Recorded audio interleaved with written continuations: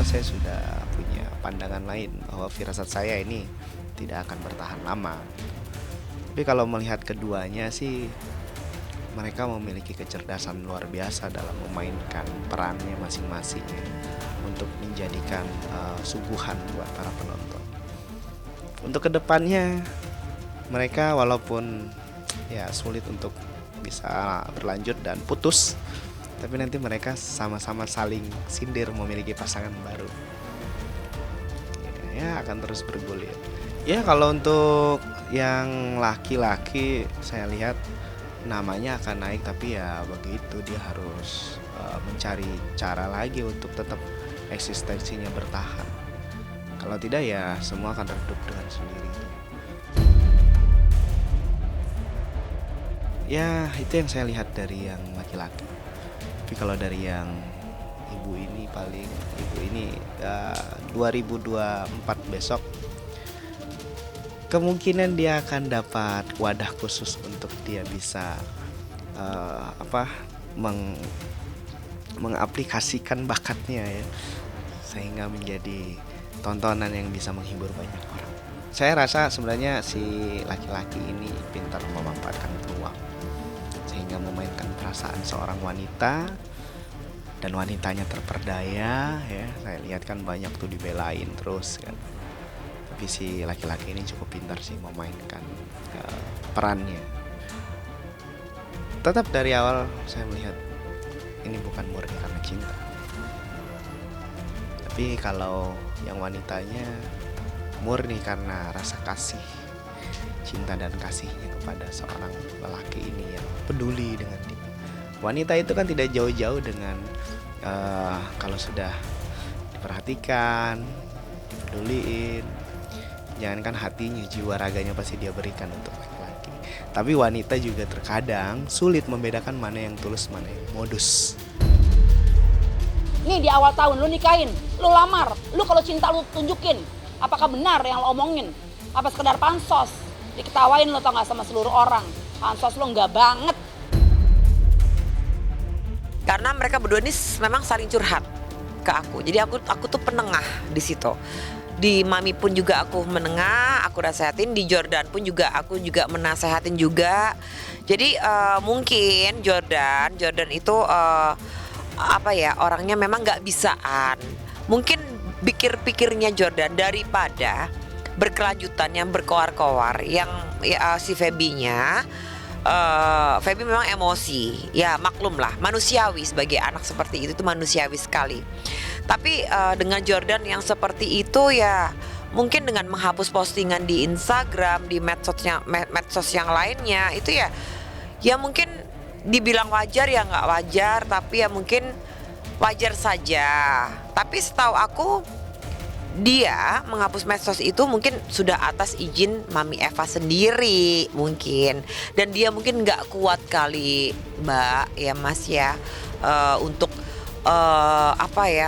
maksudnya menerima hujatan-hujatan netizen haters yang katanya hanya pansos, yang katanya hanya merusak keretakan keluarga family seorang Virgon. Nah mungkin kan kita sekarang nggak tahu loh psikis orang itu kayak apa.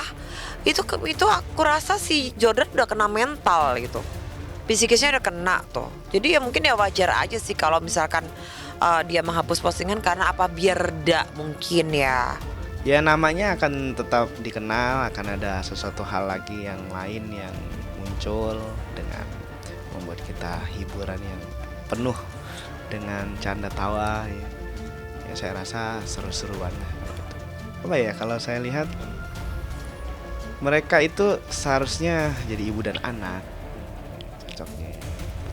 Tapi kalau untuk yang laki-lakinya firasat saya meragukan dan ada dugaan bahwa sepertinya kalau untuk urusan cinta dengan siapapun dia akan ya, karena memang dari awal sebenarnya memang untuk iseng-iseng aja, taunya rame.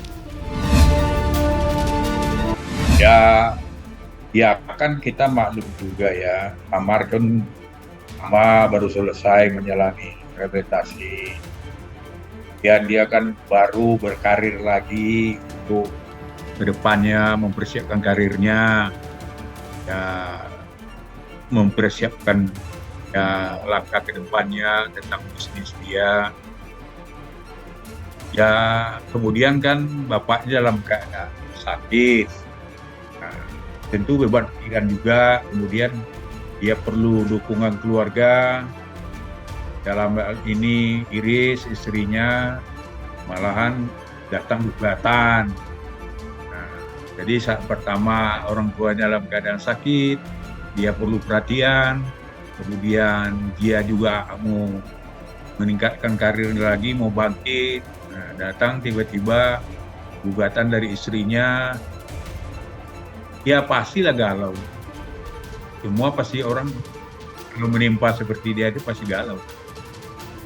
Ya kondisi orang kan dalam banyak pikiran itu kan bisa juga turun moodnya.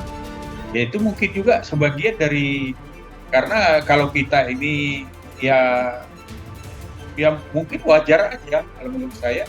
Karena apa? Karena ya keadaan yang begitu amar, selesai ini kasus ya yang di Polres, kemudian datang lagi gugatan, padahal kan ya namanya orang tua pastilah bagaimana memikirkan, apalagi kan cucunya masih kecil-kecil, pasti dia menjadi mungkin imunnya bisa turun. Kalau menurut teori kesehatan, informasi terakhir itu hari Jumat pada waktu kami pertemuan dari mulai jam 3 ya sama Amar sampai jam 5, itu Amar permisi Om, saya mau melihat Bapak.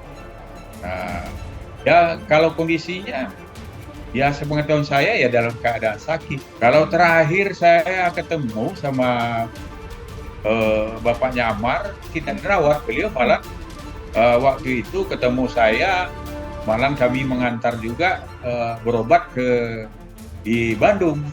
Jadi masih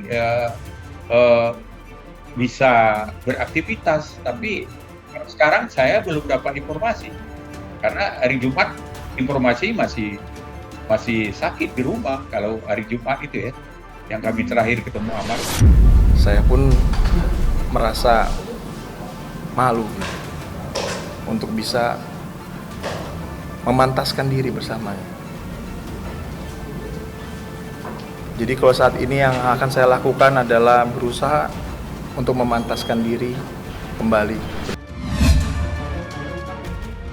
Saya perhatikan pada waktu itu dari penjara ya, kok nggak ada saksi mata, kemudian kok nggak ada otopsi, kemudian ahli-ahli yang mesti kasih katakanlah berwenang forensik dalam hal ini yang mesti membuka perutnya si Mirna nggak ketemu katakanlah cyanida.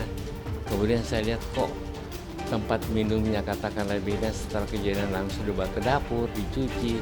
Kemudian pertanyaan saya, makanya kan saya pertanyakan, apa benar ini saya bilang pada waktu itu. Kalau sekarang kan rame-rame orang kan artinya timbul semangatnya untuk membela. Kalau saya dari tahun 2021 sudah sebelum lahirnya Netflix. Untung dokumentasinya saya ada. Karena kan saya biasa membela pembunuhan. Pernah saya bela pembunuhan tuntutan bebas. Nah, SOP yang melekat kepada pembunuhan harus otopsi. Ya tentu oknum polisi kok tahu otopsi. Makanya waktu Sambo itu kan sembunyi-sembunyi di bawah mayatnya untuk menghindarkan otopsi. Karena kalau otopsi ketahuan kok kejadian. Saya ada 5 PK yang untuk kedua kalinya yang dikabulkan. Ya. Kemudian kasus Sengkon dan Karta kan orang nggak kenal PK kan. Terobosan bisa aja untuk keadilan, kenapa tidak?